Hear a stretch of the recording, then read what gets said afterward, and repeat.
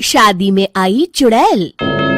अन्नपुर नाम के एक गांव में शादी चल रही होती है। वाह, मजा आ गया फूफा जी। शादी में क्या खाना बना है, बाराती तो उंगलियां चाटते रह जाएंगे। हाँ, तुमने सही कहा, पनीर की सब्जी का तो कोई जवाब ही नहीं। दूसरी तरफ पंडित जी फेरों की तैयारी कर रहे होते हैं कि तभी वहाँ एक चुड़ैल आ जाती है। अरे मर गया रे, ये चुड़ैल यहाँ क्या कर रही है? अरे दिवाकर जी, ये आपकी कौन सी रिश्तेदार है? अरे मुझे क्या पता, क्यों भाग्यवान, कहीं ये तुम्हारे मायके से तो नहीं आई है।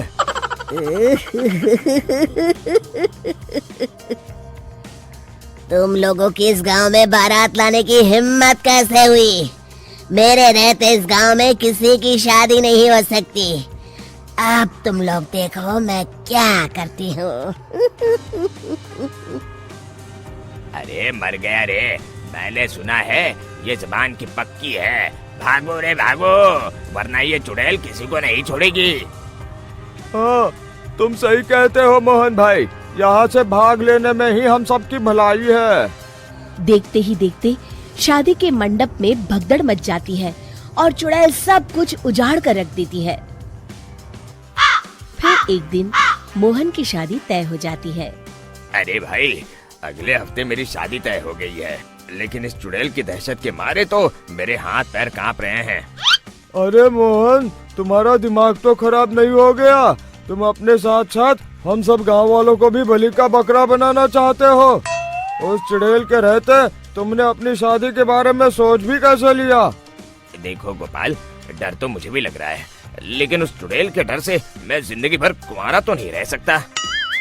तभी वहाँ मोहन के होने वाले ससुर आ जाते हैं। अरे ससुर जी आप? देखो, अब तक मैं तुम्हारा ससुर बना नहीं हूँ और शायद बनूंगा भी नहीं। ये आप क्या कह रहे हैं? मैंने तो शादी का कोड भी सिलवा लिया है। मैं अपनी बेटी की शादी किसी अच्छे गांव में कराना चाहता हूँ। तुम्हारा गांव तो भूतिया गांव है। मैं तो क्या, अब तो कोई भी अपनी लड़की इस गांव वालों को नहीं देगा। इस तरह चुड़ैल के डर से उस गांव में किसी की भी शादी नहीं हो पाती। फिर एक दिन गांव के जमींदार अपनी बेटी की शादी करने का विचार करते हैं, लेकिन चुड़ैल के डर से उनकी भी हिम्मत जवाब दे देती है। अगर मेरी बेटी की शादी तय समय से नहीं हुई तो मेरी नाक कट जाएगी। मुझे कुछ करना ही होगा। एक सलाहकार के कहने पर जमींदार काशी से एक बहुत ही नामी तांत्रिक को अपने घर बुलवाते हैं, जो भूत चुड़ैल को पकड़ने में माहिर माना जाता था। जमींदार साहब, आप चिंता मत करिए। इस गांव की सीमा में प्रवेश करते ही मुझे उस चुड़ैल के बारे में सब पता चल गया था। आप उसे जल्दी से जल्दी कैद कर लीजिए ताकि मैं अपनी बेटी की शादी कर सकूं। जब वो चुड़ैल एक इंसान थी, तब ठीक उसकी शादी करने वाले दिन ही उसकी और उसके होने वाले पति की एक दुर्घटना में मौत हो गई थी। उसका होने वाला पति आज भी भूत बनकर जंगल में भटकता है। इसलिए जब तक चुड़ैल की शादी नहीं हो जाएगी, वो किसी और की भी शादी नहीं होने देगी। ये आप क्या कह रहे हैं? अगर वो भूत भी हमारे गांव में आ गया, तब हमारा क्या होगा? ये आदमी बीच में बहुत बोलता है, इसे बाहर निकालो। उसके बाद तांत्रिक बताते हैं कि अगर उस भूत के साथ चुड़ैल की शादी करा दी जाए तो वो चुड़ैल हमेशा हमेशा के लिए उस गांव को छोड़कर चली जाएगी।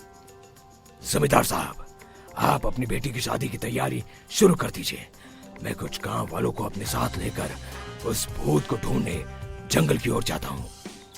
इस तरह जमींदार निश्चित होकर अपनी बेटी की शादी करवाने लगते हैं, लेकिन तभी वहाँ चुड़ैल आ जाती है। मैंने तुम गांव वालों को समझाया था ना कि इस गांव में कभी कोई शादी नहीं करेगा। लगता है तुम लोग मुझे हल्के में ले रहे हो। चुड़ैल जमींदार की बेटी को उठा लेती है।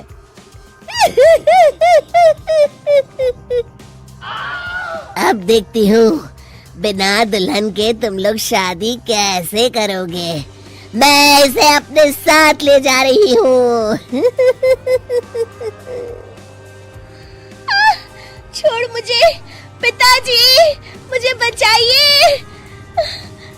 अरे कोई मेरी बेटी को बचाओ। तभी तांत्रिक उस भूत को लेकर वहां पहुंचता है। अरे भाग्यवान, रुको, इन मासूमों को परेशान मत करो, मैं आ गया हूँ, अब तुम मेरे साथ चलो। चुड़ैल बहुत खुश हो जाती है।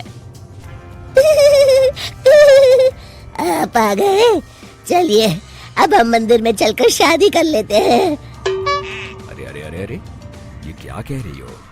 मंदिर में जाके दोबारा मरना है क्या? चलो, आज से हम जंगल में रहेंगे। चुड़ैल चली गई, अब मेरी शादी हो जाएगी।